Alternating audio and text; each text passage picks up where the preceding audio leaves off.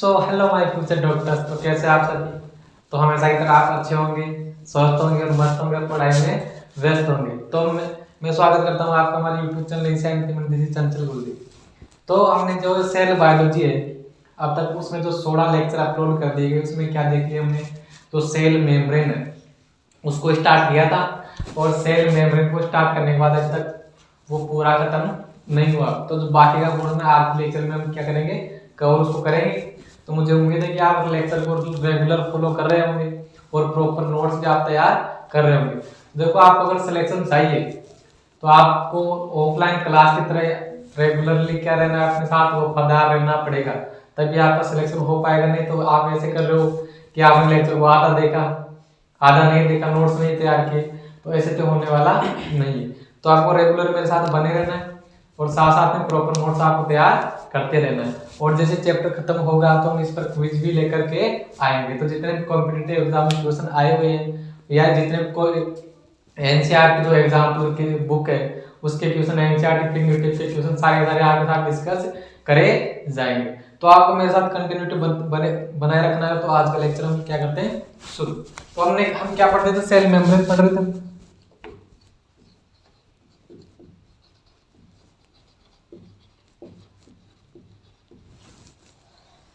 Cell membrane किसी को बोलते हैं, प्लाज्मा मेम्ब्रेन किसी को बोलते हैं, कोशिका झिल्ली, जीवद्रव्य झिल्ली सभी इसी को बोला जाता है। अब देखो, पिछले लेक्चर तक जो हमने क्या देख लिया था? पिछले लेक्चर तक हमने ये देखा था कि साइंटिस्ट ने क्या बताया कि कोशिका झिल्ली उसकी रासायनिक संरचना को समझाया, और रासायनिक संरचना में क्या बताया कि जो कोशिका झिल्ली होती है वो लिपिड की द्विस्तर से बनी होती है। ठीक है, अब आपको अच्छी तरह से पता है कि लिपिड के एक वसा है, फैट एक प्रकार का। अब जो वसा और लिपिड है उसका तो जो केमिकल नेचर कैसा होगा, उसका अध्रुवीय। ओवरऑल केमिकल नेचर बता रहा हूं मैं, ऐसे नहीं कि उसका सिर तो क्या ध्रुवीय और उसकी जो पूंछ होती है वो कैसी होती है, अध्रुवीय। मैं जो सेल मेम्ब्रेन है उसका ओवरऑल आप केमिकल नेचर क्या बता रहा हूं, अध्रुवीय या हाइड्रोफोबिक। तो साइंटिस्ट ने यह बताया उसकी रासायनिक प्रकृति में कि जो सेल मेम्ब्रेन और जो फॉस्फोलिपिड है या जो वसा उसके दोहरे आवरण से बनी होती है। अब आपको यह पता लग भी चुका होगा कि अगर वो वसा से बनी है तो उसका ओवरऑल केमिकल नेचर कैसा होगा, अध्रुवीय। अब मान लो कि सेल में बाहर से अंदर या अंदर से बाहर कोई अध्रुवीय मॉलिक्यूल क्या करना चाहता है, अंदर आना चाहता है या फिर बाहर जाना चाहता है। तो कोशिका झिल्ली भी कैसी है, अध्रुवीय, और वो मॉलिक्यूल भी कैसा है, अध्रुवीय। तो वो तो उससे पार हो जाएगा, तो मैं आपके सामने एक माहौल क्रिएट कर रहा हूं। जैसे मान लो कि जो साइंटिस्ट है वो जो कोशिका झिल्ली है उसकी रासायनिक प्रकृति को समझा रहे हैं, लेकिन उनके सामने दूसरे साइंटिस्ट भी बैठे रहते, तो वो उनसे सवाल पूछ रहे हैं कि आपने जो बताया वो ठीक है, लेकिन मान लो कि कोई ध्रुवीय मॉलिक्यूल सेल के अंदर आना चाहिए या सेल के बाहर जाना चाहिए। क्या समझे आप? साइंटिस्ट क्या पूछ रहे हैं कि मान लो कि कोई ध्रुवीय मॉलिक्यूल है वो या तो सेल के अंदर आना चाहता है या सेल के बाहर जाना चाहता है। तो कोशिका झिल्ली तो अध्रुवीय है, तो वो ध्रुवीय मॉलिक्यूल उस अध्रुवीय कोशिका झिल्ली से होकर के कैसे जाएगा? तो पहला क्वेश्चन तो ये है कि अल्प दूरी का परिवहन कैसे होगा, किनका? ध्रुवीय मॉलिक्यूल का। तो इनका जो क्वेश्चन था उसका जवाब इस रासायनिक प्रकृति द्वारा नहीं दिया जा सकता। तो एक तो क्वेश्चन ये।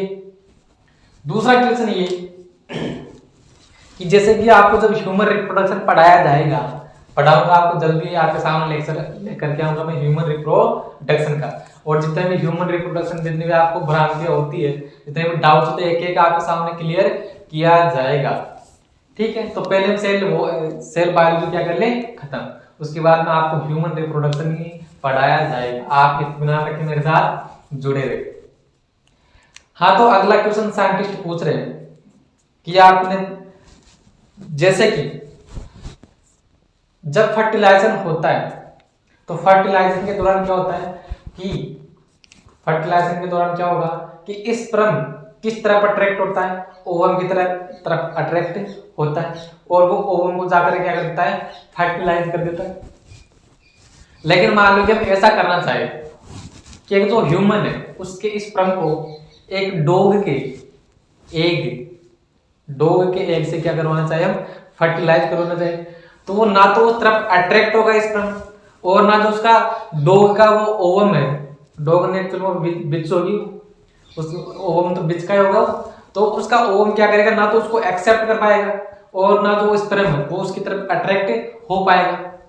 तो देखो क्या हो रहा है कि सेल, ये जो सारा सारा माहौल क्रिएट किया जा रहा है कि ह्यूमन का स्पर्म ह्यूमन के ओवम की तरफ अट्रैक्ट होता है, तो सेल के बाहर आउटर बाउंड्री कौन सी है, सेल के बाहर सबसे आउटर बाउंड्री कौन सी है, सेल मेम्ब्रेन है। तो क्या सेल मेम्ब्रेन पर कुछ ऐसी चीजें पाई जाती है कि वो उस सेम स्पीशीज के ओवम को सेम स्पीशीज के स्पर्म से फर्टिलाइज कराने में क्या है, कैपेबल है। तो इस तरह के जब क्वेश्चन पूछे गए तो रासायनिक प्रकृति में इस तरह की तो कोई चीज का जिक्र नहीं किया गया, उसमें तो सिर्फ क्या बताया गया है, फॉस्फोलिपिड की बाइलेट और दोनों के बीच में क्या बताया है, कोलेस्ट्रॉल की मॉलिक्यूल इतना ही था, उसके अलावा किसी चीज का जिक्र नहीं किया गया। तो इस क्वेश्चन का आंसर रासायनिक प्रकृति द्वारा नहीं दिया जा सकता। अब मान लो कि दूसरा एक और मैं आपके सामने क्वेश्चन रखने जा रहा हूं, या साइंटिस्ट क्वेश्चन रख रहे हैं दूसरे साइंटिस्ट के सामने जिन्होंने क्या रासायनिक प्रकृति को समझाया कि मान लो कि प्रोलैक्टिन जो हार्मोन है वो सीक्रेट कहां से होगा, पिट्यूटरी ग्लैंड से सीक्रेट होगा प्रोलैक्टिन हार्मोन। अब वो जाकर के एक्ट कहां पर करता है, वो जाकर के एक्ट करेगा कहां पर, मेमरी ग्लैंड पर, और वहां पर क्या करेगा, वो मिल्क का क्या करवाएगा, फॉर्मेशन करवाएगा, उसका सिक्रेशन करवाएगा।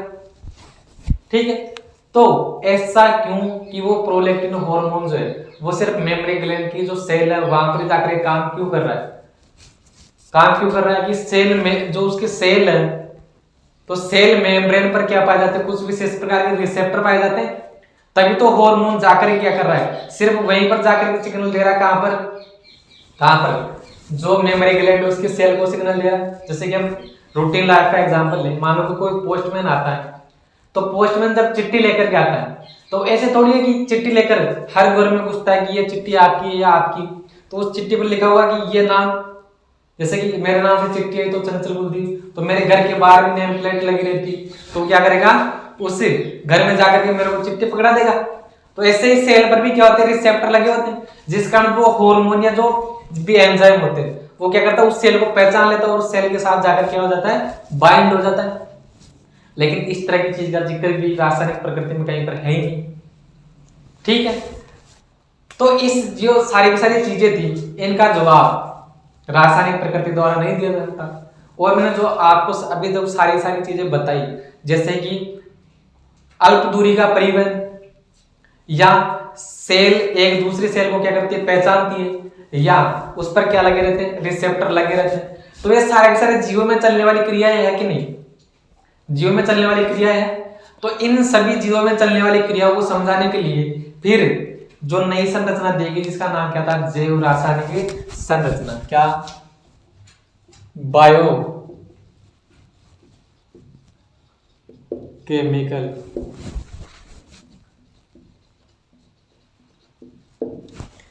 बायोकेमिकल नेचर, मतलब उसकी रासायनिक प्रकृति के साथ साथ जो जीवों में होने वाली सभी की सभी घटनाएं हैं उनको भी क्या डिफाइन किया जाएगा इसी संरचना के द्वारा।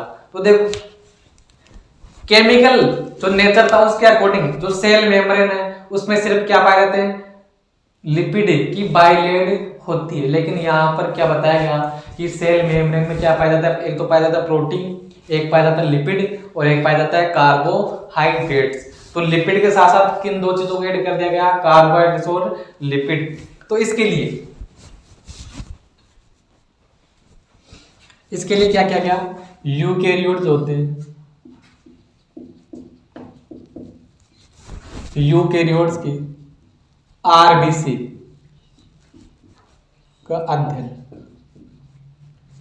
यूकेरियोट्स की आरबीसी का अध्ययन किया गया। तो क्या बताया इन्होंने बायोकेमिकल नेचर में कि जो सेल मेम्ब्रेन है उसमें कितने पार्ट होते हैं, एक तो होता है प्रोटीन, एक होता है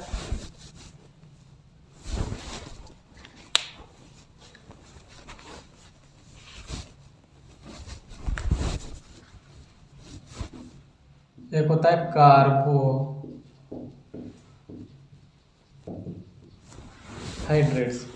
और तीसरा पार्ट जो ऑलरेडी हम देख चुके क्या, लिपिड। अब यहां पर प्रोटीन की मात्रा तो कितनी पाई जाती है, प्रोटीन की मात्रा पाई जाती है 52%, लिपिड की मात्रा कितनी होगी 40%, और कार्बोहाइड्रेट की मात्रा कितनी होगी 8%। ये जो डेटा आपको बताया गया है वो जो आरबीसी की सेल मेम्ब्रेन है उसका केमिकल कंपोजिशन है, और ये अलग अलग सेल में क्या कर सकता है, वेरी कर सकता है। तो जैसे कि मान लो कि कोई सेल है जिसमें आपको क्वेश्चन ऐसे आ जाए कि कार्बोहाइड्रेट की संख्या सेल मेम्ब्रेन में पाई जाती है कितनी, 8 की जगह क्या दे रखा है 6 दे रखा है, तो 6 भी चल सकता है। तो रेंज कितनी रहेगी इसकी 5 से लेकर के 8%। तो ये अलग अलग सेल में क्या करता है, वेरी कर सकता है। अब देखो जो पहले लिपिड है, लिपिड के बारे में पहले पढ़ चुके हम, तो इसको पहले खत्म कर लेते हैं। ये जो लिपिड है, ये जो लिपिड है ये क्या होता है, इसकी क्या होती है बाइलेट, और कौन सा लिपिड होता है फोस्फोलिपिड, और एक ये क्या होता है एम्फीपैथिक मॉलिक्यूल, एम्फीपैथिक मॉलिक्यूल, जिसमें क्या होता है एक तो होता है क्या हेड पार्ट, और दो क्या होती है इसमें टेल। हेड वाला जो पार्ट होता है वो तो कैसा होता है पोलर, और जो टेल वाला पार्ट होता है वो कैसा होता है नॉन पोलर, अध्रुवीय, अध्रुवीय, और ये क्या होता है ध्रुवीय। अब ये जो नॉन पोलर है ये किसके कारण होता है,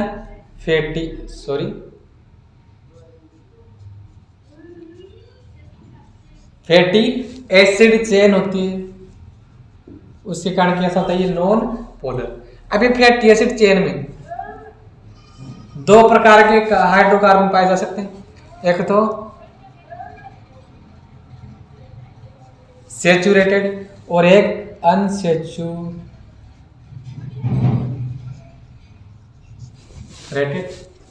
तो ये पहले हम देख चुके हैं। तो ये तो किसके बारे में बात थी, ये किसके बारे में बात की हमने, लिपिड के बारे में, कि बाइलेट के रूप में होता है, फोस्फोलिपिड होता है, कौन सा लिपिड में कौन सा फोस्फोलिपिड, और एक क्या होता है एक एम्फीपैथिक मॉलिक्यूल, जिसमें एक तो है क्या होता है हेड और दो क्या होती है टेल। हेड वाला पार्ट क्या होता है पोलर और टेल वाला पार्ट क्या होता है नॉन पोलर। और ये जो टेल किससे बनी होती है, फैटी एसिड की क्या होती है चेन होती है, फिर ऐसे बोलते हैं कि हाइड्रोकार्बन क्या होती है चेन होती है। अब हाइड्रोकार्बन जो चेन है उसमें तो क्या होता है सैचुरेटेड हाइड्रोकार्बन हो सकता है, और एक क्या हो सकता है अनसैचुरेटेड हाइड्रोकार्बन हो सकता है। अब मैंने आपको पिछले लेक्चर में बताया कि जो अनसैचुरेटेड हाइड्रोकार्बन है उनका बॉइलिंग पॉइंट और मेल्टिंग पॉइंट क्या होता है कम होता है, इस कारण वो रूम टेम्परेचर पर कैसे रहेंगे, लिक्विड फॉर्म में रहेंगे। अब सेल को हमको कैसा बनाना है, सेल को कैसा बनाना है, हमको तरल बनाना है। अगर वो ठोस हो गई तो उसके आर पार तो मॉलिक्यूल जा ही नहीं पाएंगे। तो सेल मेम्ब्रेन कैसी होती है तरल प्रकृति की होती है, ठीक है।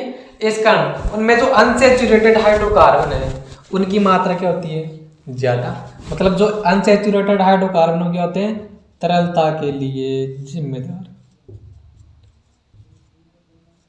तरलता हेतु क्या होती है उत्तरदायी। अगर आपको ये नहीं दिख रहा है तो आप सैचुरेटेड हाइड्रोकार्बन को लिख देना तरलता के लिए क्या उत्तरदायी।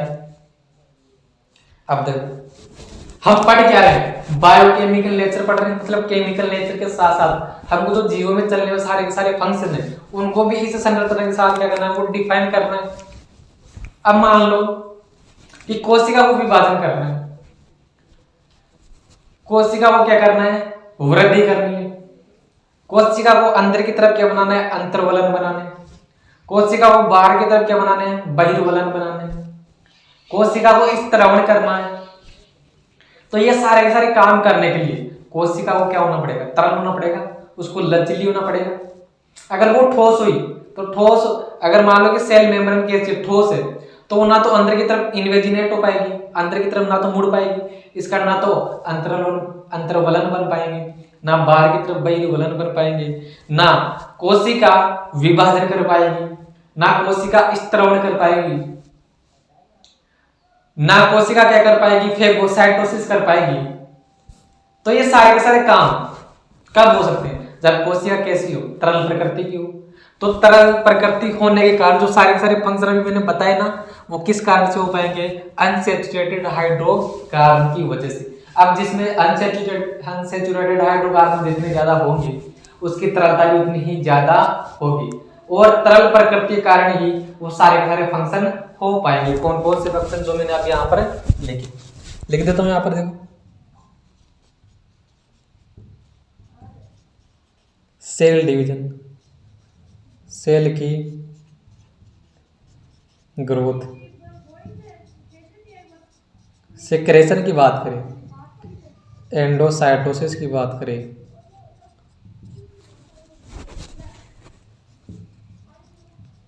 अंतर्वलन की बात करें, तो ये सारे के सारे काम किस कारण से हो पाएंगे, उसकी तरल प्रकृति के कारण। तो मैं यहाँ पर लिख देता हूँ कि ये सारे के सारे काम किस कारण, किस वजह से हो रहे हैं, इसके कारण।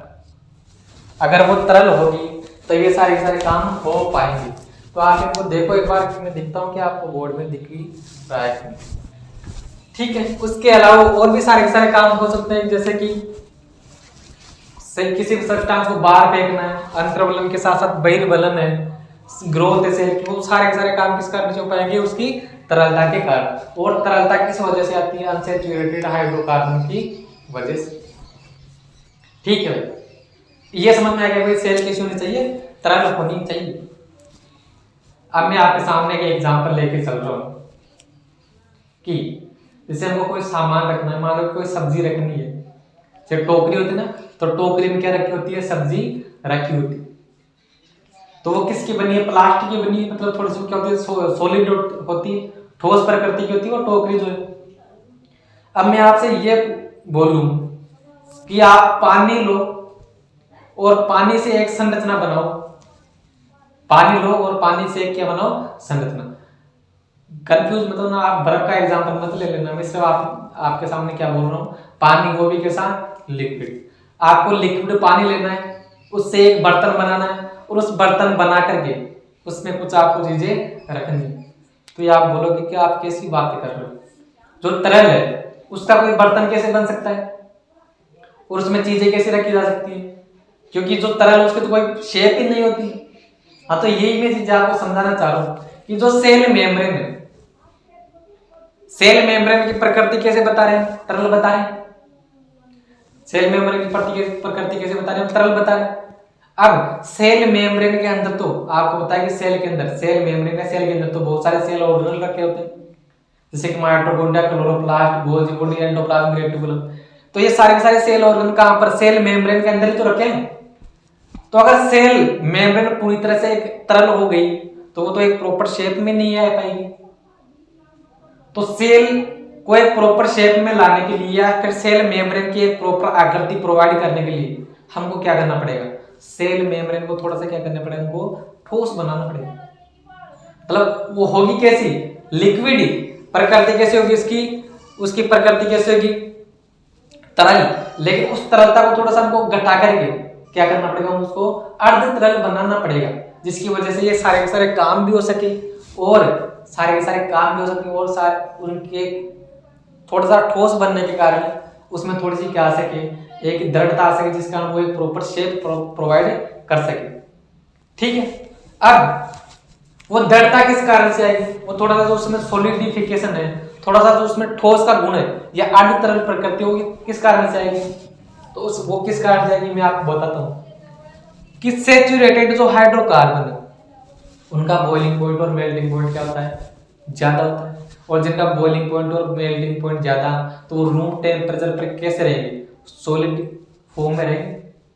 तो ये जो सैचुरेटेड हाइड्रोकार्बन है या फैटी एसिड की जो सैचुरेटेड वाली चेन होती है, यह क्या करती है, कोशिका को थोड़ी सी क्या प्रोवाइड करती है, दृढ़ता प्रोवाइड करती है, जो कि कोशिका झिल्ली को कोशिका झिल्ली को एक विशेष संरचना निर्माण में क्या करती है, सहायता प्रदान करती है। तो मैं यहाँ पर लिख देता हूँ कि ये जो सैचुरेटेड हाइड्रोकार्बन है यह क्या करते हैं, थोड़ी सी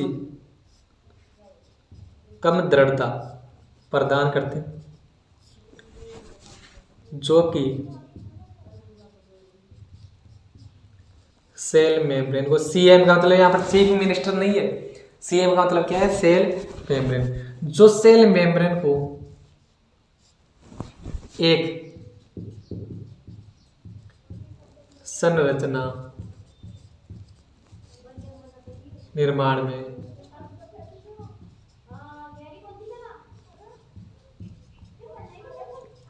सहायता करता है।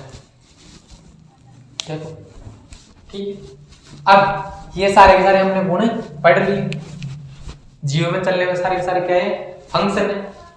अब आगे चलते हैं कि लिपिड जो है दोहरे आवरण के रूप में पाया जाता है। लिपिड कैसा है, ओवरऑल लिपिड के जो बाइलेड है ओवरऑल कैसी है, अध्रुवीय प्रकृति की। तो कोशिका के अंदर कोई अध्रुवीय मॉलिक्यूल आएगा या फिर कोशिका के अंदर से बाहर की तरफ कोई अध्रुवीय मॉलिक्यूल जाएगा तो वो तो आसानी से क्या कर सकता है, जा सकता है। लेकिन मान लो कि कोई ध्रुवीय मॉलिक्यूल सेल मेम्ब्रेन से आर पार होना चाहता है तो वो तो अध्रुवीय कोशिका झिल्ली से होकर के जा ही नहीं पाएगा, तो फिर करेंगे क्या, तो उसका रास्ता क्या है, प्रोटीन्स। प्रोटीन्स आपको पता है कि प्रोटीन का नेचर कैसा होता है, ध्रुवीय प्रकृति की होती है प्रोटीन। तो हम सेल मेम्ब्रेन पर जगह जगह क्या लगा देंगे, प्रोटीन के मॉलिक्यूल लगा देंगे। तो जो मॉलिक्यूल लिपिड से होकर के नहीं गुजर पा रहा है तो वो मॉलिक्यूल फिर किधर से होकर के गुजरेगा, वो गुजरेगा प्रोटीन से होकर के गुजरेगा। जैसे हम समुद्र में किसी को तैरना नहीं आता है, कोई तालाब है, समुद्र है, किसी को तैरना नहीं आता है तो उसके लिए हम क्या करते हैं, बोट का इंतजाम करते हैं, बोट में बैठ करके वो क्या दूसरे छोर पर जा सकता है। तो ऐसे ही जो मॉलिक्यूल इसमें घुलनशील नहीं है, लिपिड में घुलनशील नहीं है, तो उनके लिए हमने लिपिड के द्विस्तर में जगह जगह पर क्या लगा दी, हमने क्या लगा दी, प्रोटीन के मॉलिक्यूल लगा दिए। तो प्रोटीन के मॉलिक्यूल क्या करवाएंगे, उसको एक जगह से दूसरी जगह पर लेकर के जाएंगे। ठीक है भाई, प्रोटीन 52% होती है। अब मैं आपको बात बताऊं कि यह प्रोटीन भी जो है पृथक्करण के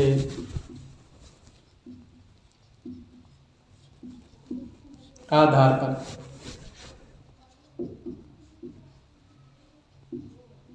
इन दो प्रकार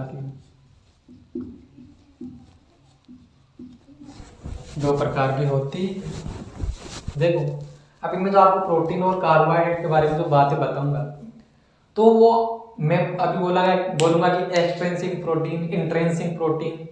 तो ये अभी आपको समझ में नहीं आएगा, लेकिन जब मैं आपको इस सेल मेम्ब्रेन का पूरा डायग्राम बना के दिखाऊंगा जिसमें प्रोटीन अच्छे से उसमें दिखाऊंगा कि प्रोटीन कहाँ पर होती है, कार्बोहाइड्रेट कहाँ पर होते हैं, लिपिड कैसे क्या होता है, अरेंज होता है, तो सेल मेम्ब्रेन का डायग्राम देखने के बाद आपको पूरी पिक्चर क्लियर हो जाएगी। ऐसे नहीं कि आप लेक्चर को बीच में छोड़ करके भाग रहे हो, तो कंटिन्यूटी बनाए रखनी है मेरे साथ।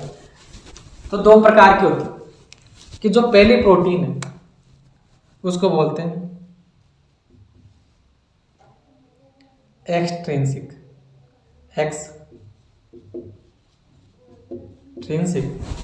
या हिंदी बोले तो इसको बाह्य या प्रीतीय प्रोटीन। अब नाम उसका क्या है, बाह्य या प्रीतीय। तो देखो ये क्या है, लिपिड बाइलेयर है, लिपिड बाइलेयर है। तो ये जो एक्सट्रिंसिक प्रोटीन है वो कहां पर पाया जाए कि लिपिड बाइलेयर के सतह पर, बाहर की तरफ ऐसे। तो ये बाहर की तरफ, ये अंतराली द्रव की तरफ भी हो सकती है और कोशिका द्रव्य की तरफ भी हो सकती है। मतलब जो प्रीतीय बाह्य इंट्रिंसिक प्रोटीन है वो लिपिड के द्विस्तर के सतह पर पाई जाती है। सतह मतलब वो साइटोप्लाज्म की तरफ भी हो सकती है और अंतराली द्रव की तरफ भी हो सकती है। तो यह लिपिड बाइलेयर की सतह पर दोनों तरफ पाई जाती है। लेकिन इधर क्या है, कोशिका द्रव्य, इधर क्या है, अंतराली द्रव। लेकिन एक कोशिका द्रव्य की तरफ क्या होती है, थोड़ी सी क्या होती है, ज्यादा। तो साइटोप्लाज्म की तरफ क्या होती है, ज्यादा। और जो टोटल प्रोटीन है, जो सेल मेम्ब्रेन में टोटल प्रोटीन है, ये उसका कितना परसेंट होती है, 30%। समझ गए ना, 30%। और आगे बात करें तो देखो मैंने लिखा कि पृथक्करण के आधार पर 2 प्रकार की होती है। तो ये जो बाह्य या परिधीय प्रोटीन है, इसको आसानी से दुर्बल क्षार की सहायता से इसको सेल मेम्ब्रेन से क्या किया जा सकता है, पृथक किया जा सकता है। जैसे कि बायोमोलिक्यूल जो पढ़ लिया, या जो आने वाले लेक्चर में पढ़ेंगे, तो वहां पर मैं आपको पढ़ाऊंगा कि जो प्रोटीन होती है उस पर पीएच का प्रभाव पड़ता है। और पीएच का या तो पृथक हो सकती है, उसका क्या हो सकता है, सेडिमेंटेशन हो सकता है। तो इसको दुर्बल क्षार की सहायता से, वीक बेस द्वारा पृथक कर सकते हैं। ठीक है, इसका आप एग्जाम्पल दिख रहा है। इसका मैं आपको एक एग्जाम्पल बता दूं कि F1 अभी ये F1 क्या होता है, जब फोटोसिंथेसिस आपको पढ़ाया जाएगा, जब रेस्पिरेशन पढ़ाया जाएगा, तब वहां पर आपको F1 क्या प्रोटीन होती है, ऑक्सीसोम बोलते हैं F1 और 0, जो F1 और F0 जो पार्टिकल, उसको क्या बोलते हैं, ऑक्सीसोम बोला जाता है। तो आप पढ़ोगे आप आने वाले चैप्टर्स में। अब जो दूसरी प्रकार की प्रोटीन है उसको बोला जाता है इंट्रिंसिक, या इसको बोला जाता है आंतरिक या अंगभूत।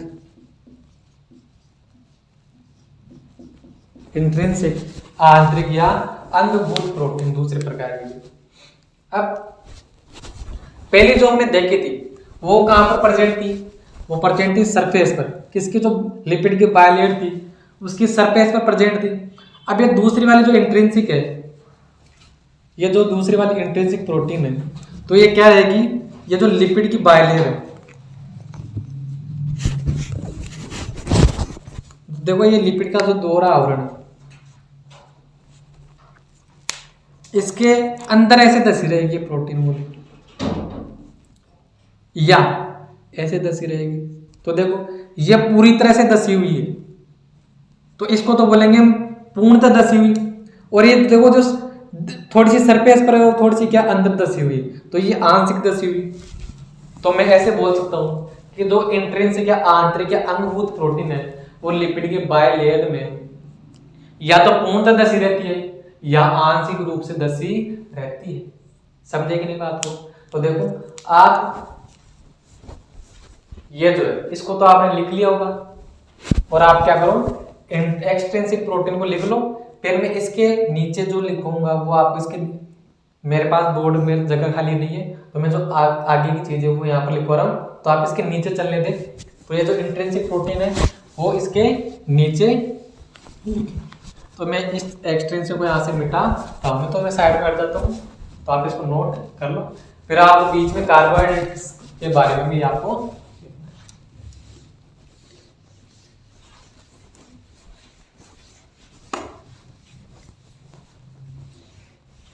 तो देखो आपने यहाँ पर हेडिंग क्या लिखी,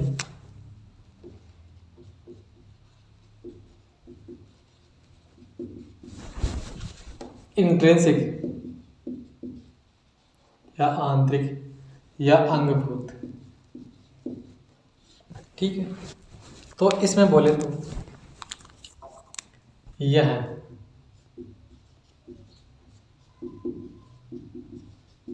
लिपिड बायलेयर में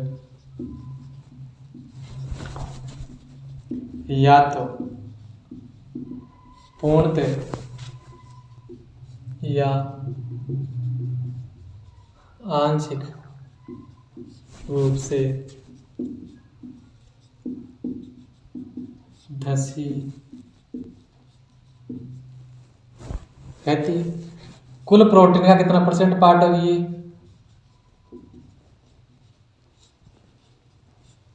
70% भाग, और इसको जो है परबल 4 द्वारा पृथक कर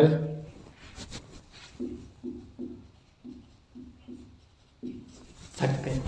ठीक है, तो ये हमने क्या देख लिया, इंट्रिंसिक या आंतरिक या अंगभूत प्रोटीन के बारे में देख लिया। अब प्रोटीन का काम क्या है, ये जो टोटल हमने प्रोटीन पढ़ी इनका, हाँ ये आंतरिक प्रोटीन का आप यहाँ पर एग्जांपल देख सकते हो, यहाँ पर एफ नोट पार्टिकल। ठीक है, तो इन दोनों प्रोटीन का काम क्या होगा, इनका काम क्या है, अल्प दूरी के परिवहन में सहायता करती है।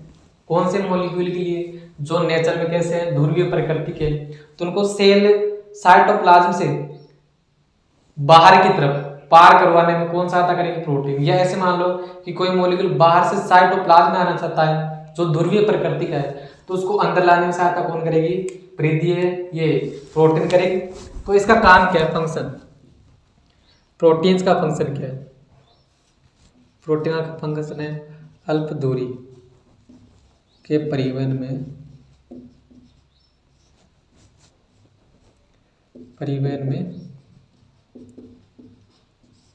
सहायता।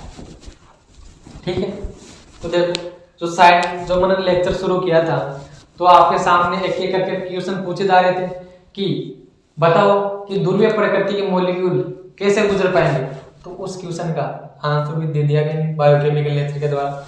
तो उस मॉडल के द्वारा, सॉरी मॉडल नहीं, जो वो नेचर बताया गया था प्लाज्मा मेम्ब्रेन का, उसके सहायता से तो ये जो अल्प दूरी का परिवहन उसको डिफाइन किया ही नहीं जा सकता है कि नहीं। अब दूसरी बात हुई कार्बोहाइड्रेट, तो एक क्वेश्चन पूछा था कि इस परम सेम स्पीशीज के ओवम की तरफ अट्रैक्ट क्यों होता है, या जो वो ओवम है उसको एक्सेप्ट क्यों कर लेता है, या जो हार्मोन है या एंजाइम है वो अपनी वाली सेल को कैसे पहचान पाते हैं, तो कैसे पहचान पाते हैं वो कार्बोहाइड्रेट्स के साथ। तो सेल मेम्ब्रेन में क्या पाए जाते हैं, कार्बोहाइड्रेट्स पाए जाते हैं, जो कि पहचान में या रिसेप्टर की तरह क्या करते हैं, कार्य करते हैं। तो ये देखो, तो सेल मेम्ब्रेन के अंदर तो क्या साइटोप्लाज्म और बाहर की तरफ क्या अंतराली द्रव। तो आपको इंपॉर्टेंट बात बता दूं कि कार्बोहाइड्रेट्स सिर्फ आपको किस तरफ देखने मिलेंगे, आपको अंतराली द्रव की तरफ देखने मिलेंगे, साइटोप्लाज्म की तरफ देखने नहीं मिलेंगे। देखो प्रोटीन दोनों तरफ देखने मिल रही थी, अंदर की तरफ भी और बाहर की तरफ भी, लेकिन कार्बोहाइड्रेट्स ये सिर्फ अंतराली द्रव की तरफ उपस्थित होते हैं। अब कार्बोहाइड्रेट्स के भी जब बायोमोलिक्यूल पढ़ाऊंगा मैं आपको, तो बताऊं कार्बोहाइड्रेट्स के भी अलग अलग टाइप होते हैं, मोनोसैकेराइड, ओलिगोसैकेराइड, पॉलीसैकेराइड। तो ये कौन से कार्बोहाइड्रेट्स होते हैं, ये ओलिगोसैकेराइड, ये ओलिगोसैकेराइड्स के रूप में पाए जाते हैं। अब ये जो कार्बोहाइड्रेट्स है वो प्रोटीन से भी जुड़े हो सकते हैं और वो लिपिड से भी जुड़े हो सकते हैं। तो ये प्रोटीन और लिपिड दोनों पर क्या होते हैं, ये दोनों पर क्या होते हैं, ये प्रेजेंट। लेकिन जब ये प्रोटीन से जुड़े होंगे तो कार्बोहाइड्रेट्स के लिए क्या शब्द इस्तेमाल किया जाता है, ग्लाइको। तो जब ये प्रोटीन से जुड़े होंगे तब तो इनको बोला जाएगा ग्लाइको प्रोटीन, और जब ये लिपिड से जुड़े होंगे तब इनको बोला जाएगा ग्लाइको लिपिड। समझे बात को, ग्लाइको प्रोटीन और ग्लाइको लिपिड वो एक्चुअल में क्या होता है, कार्बोहाइड्रेट्स होते हैं। अब इनको आप किसी सामने वाले व्यक्ति को या किसी वस्तु को कौन से अंगों की सहायता से उसको पहचानते हो, आंख, आंख से तो आप देख करके पहचानते हो, कानों से उसको सुनकर पहचानते हो, नाक से सूंघ कर पहचानते हो किसी वस्तु को। तो जैसे हमारे अंदर आंख नाक कान होते हैं, तो वैसे सेल पर ये जब कार्बोहाइड्रेट्स होते हैं, ये क्या होते हैं, कोशिका की पहचान स्थल होते हैं। इनको देखकर किसी कोई मॉलिक्यूल है, हार्मोन है, एंजाइम है, कोई दूसरी सेल है, तो उसको देख करके पहचानेगी कार्बोहाइड्रेट्स को देख करके। तो इसी कारण से कार्बोहाइड्रेट्स को क्या बोला जाता है, सेल के आंख नाक कान, इन्हें सेल के आंख नाक कान कहते हैं। और इनका निर्माण कहां पर होता है, गोल्जी बॉडी, गोल्जी इनका निर्माण गोल्जी बॉडी पर, गोल्जी पर बॉडी पर होता है। और ये क्या होते हैं, फंक्शन क्या है इनके, ये तो क्या करते हैं, पहचान में सहायता करवाते हैं। और एक रिसेप्टर, रिसेप्टर की भांति क्या करते हैं, कार्य करते हैं। किसके लिए, एंजाइम और हार्मोन के लिए, रिसेप्टर के लिए, और पहचान करवाते हैं सेल की। और एक इंपॉर्टेंट मैं बात बता दूं, तुम्हारा तो ब्लड ग्रुप डिसाइड होता है। तो जो आरबीसी की सरफेस पर जो ये कार्बोहाइड्रेट्स पाए जाते हैं, उनकी वजह से हमारा क्या होता है, ब्लड ग्रुप डिसाइड होता है। आरबीसी की सरफेस पर 3 प्रकार के क्या पाए जाते हैं, कार्बोहाइड्रेट्स, या उसको क्या बोल सकते हैं हम, एंटीजन्स बोल सकते हैं, जिस कारण हमारा blood group A B, A B O, ये सारा का सारा क्या होता है, डिसाइड होता है। देखो जो इक्वेशन शुरू में पूछे जा रहे थे कि अल्प दूरी का परिवहन कैसे होगा, सेल दूसरी सेल को पहचानेंगे कैसे, हार्मोन के रिसेप्टर कहां पर होते हैं, एंजाइम के रिसेप्टर कहां पर होते हैं, तो वो सारे के सारे जो फंक्शन है वो जीवों में होने वाले फंक्शन है। तो उसको समझाने के लिए जो रासायनिक प्रकृति वो पूरी तरह से समझा नहीं पाई, तो उसके लिए क्या दिया, बायोकेमिकल नेचर। तो बायोकेमिकल नेचर पूरी तरह से क्या करता है, जीवों में होने वाले फंक्शन को डिफाइन करता है। तो ये तो मैंने आपको पूरी इसके बारे में इंफॉर्मेशन दे दी। अब मैं क्या करता हूँ, ये जो आपको बोर्ड पर सबका सारा का सारा लिखवाया गया है, उसको एक डायग्राम के फॉर्म में क्या करता हूँ आपके सामने बनाता हूँ, जिससे आपके सारे डाउट्स अच्छी तरह से क्लियर हो पाएंगे। तो मैं यहाँ से हट जाता हूँ, आप इसको अच्छी तरह से नोट कर लो, फिर आगे बढ़ो। तो आप, मुझे उम्मीद है कि आपने इसको लिख लिया होगा। अब मैं इसको मिटा,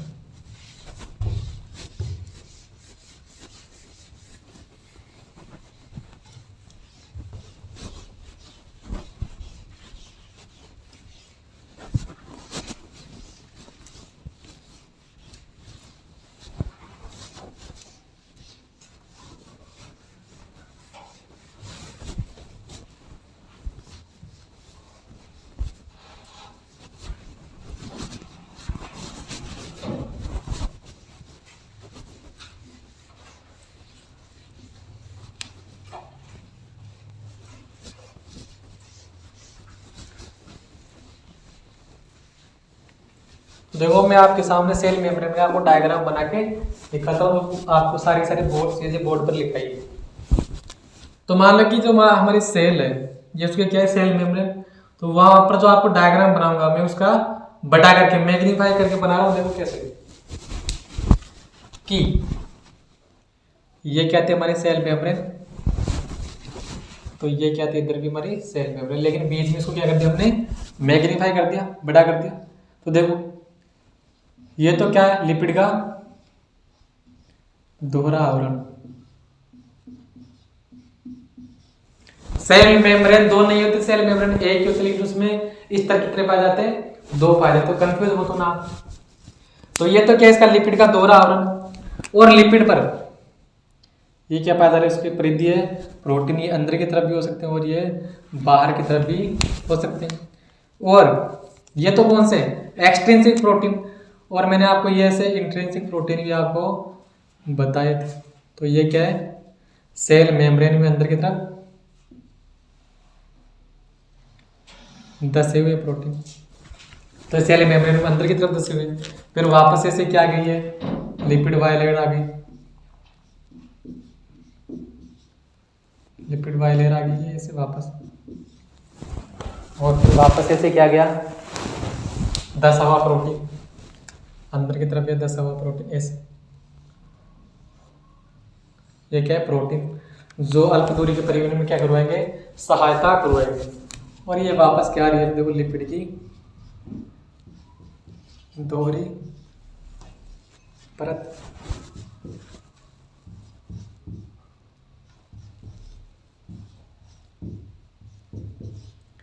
तो ये से क्या होता है, ये सेल मेम्ब्रेन का क्या है, अरेंजमेंट है। सेल मेम्ब्रेन को हम क्या कर रहे हैं, बड़ा करके आपको दिखा रहे हैं। तो एक प्रोटीन तो जो सरफेस पर लगा हुआ है, और दूसरे प्रकार की प्रोटीन देखो ये जो कहां पर प्रेजेंट है, सिर्फ सरफेस पर आपको दिखेंगे और कहीं पर आपको दिखेंगे नहीं। तो ये तो सिर्फ सरफेस की तरफ है साइटोप्लाज्म, और ये अंदर की तरफ क्या है, साइटोप्लाज्म, और ये बाहर की तरफ क्या है,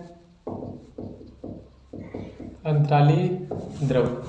तो एक प्रोटीन तो सिर्फ सरफेस पर दिख रहे हैं आपको, और दूसरे प्रकार के प्रोटीन जो आपको कहां पर दिख रहे हैं, अंदर धसे हुए। ये तो पूर्णतः धसे हुए हैं, और कुछ ऐसे आंशिक धसे हुए भी हो सकते हैं। देखो ऐसे आंशिक धसे हुए, ऐसे आंशिक धसे हुए हो सकते हैं, जैसे कि एक यहाँ पर आंशिक धसा हुआ है, ये आंशिक धसे हुआ प्रोटीन है, ठीक है, अंदर धसे हुए। अब ये बीच बीच में ऐसे क्या पाए जा रहे हैं, ये कोलेस्ट्रॉल के मॉलिक्यूल, जो ये पिछले लेक्चर में मैंने आपको बता दिया, ये क्या है, कोलेस्ट्रॉल के ऐसे मॉलिक्यूल है जो सेल मेम्ब्रेन को क्या करते हैं, स्थायित्व प्रदान करते हैं। तो ये जो आपके सामने बना है, ये तो क्या है, लिपिड बाइलेयर, लिपिड का दोहरा हो। ये तो रेड कलर से मैंने बनाए, ये क्या है, कोलेस्ट्रॉल के मॉलिक्यूल, ठीक है। और ये जो दिखाया आपको यहाँ पर, ये ब्लू कलर से, ये क्या है, सतही या एक्सट्रिंसिक।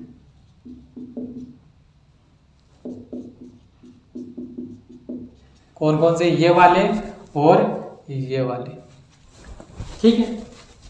और ये वाले कौन से, जो रेड कलर से बनाए हैं, ये जो रेड कलर से मैंने बनाए हैं, ये क्या है, इंट्रिंसिक प्रोटीन। ये तो कौन सा है, जो वो पूर्णतः धसा हुआ है। और ये भी कौन सी है, इंट्रिंसिक प्रोटीन है, लेकिन ये कैसी है, आंशिक धसी हुई प्रोटीन, जो क्या है, आंशिक धसी हुई, ठीक है। प्रोटीन की बात होगी, लिपिड की, बाइलेयर की बात होगी, लेकिन अब तक ये कार्बोहाइड्रेट नहीं दिख रहा कहीं पर। तो ये देखो कार्बोहाइड्रेट भी दिखाते हैं। तो कार्बोहाइड्रेट मैंने बताया था कि ये लिपिड से भी जुड़े हो सकते हैं, और ये प्रोटीन से भी जुड़े हो सकते हैं। तो ये लिपिड से जुड़े हुए हैं,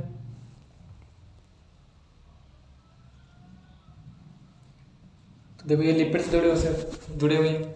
ये ऐसे प्रोटीन से भी जुड़े हो सकते हैं, देखो ये प्रोटीन का मॉलिक्यूल ही तो है, तो ऐसे प्रोटीन से भी जुड़े हो सकते हैं ऐसे। तो ये तो क्या है, ये वाला तो क्या है, ग्लाइको लिपिड, ये वाला क्योंकि लिपिड जुड़ा हुआ है। और ये क्या है, ग्लाइको प्रोटीन, ग्लाइको प्रोटीन। और ये दोनों की दोनों क्या है, कार्बो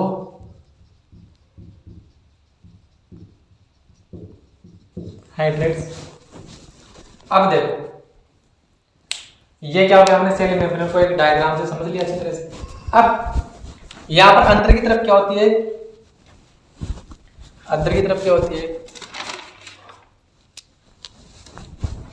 एक घूर्णन प्रोटीन पाई जाती है। जैसे कि मान लो कि ये क्या है, अंदर की तरफ ऐसे क्या पाई जा रही है, घूर्णन प्रोटीन। तो इस प्रोटीन को बोला जाता है स्पेक्ट्रिन प्रोटीन। तो ये क्या करती है, कोशिका कंकाल बनाने में सहायता करती है।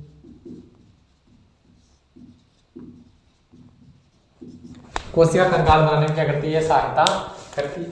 तो ये ओवरऑल हमने सेल मेम्ब्रेन का डायग्राम देख लिया। तो ये सेल मेम्ब्रेन की आपने संरचना तो समझ ली, लेकिन आपसे क्वेश्चन ऐसे पूछा जाए कि सेल मेम्ब्रेन की संरचना है वो सममित प्रकृति की होती है या असममित प्रकृति की, सममित प्रकृति की होती है या असममित प्रकृति की।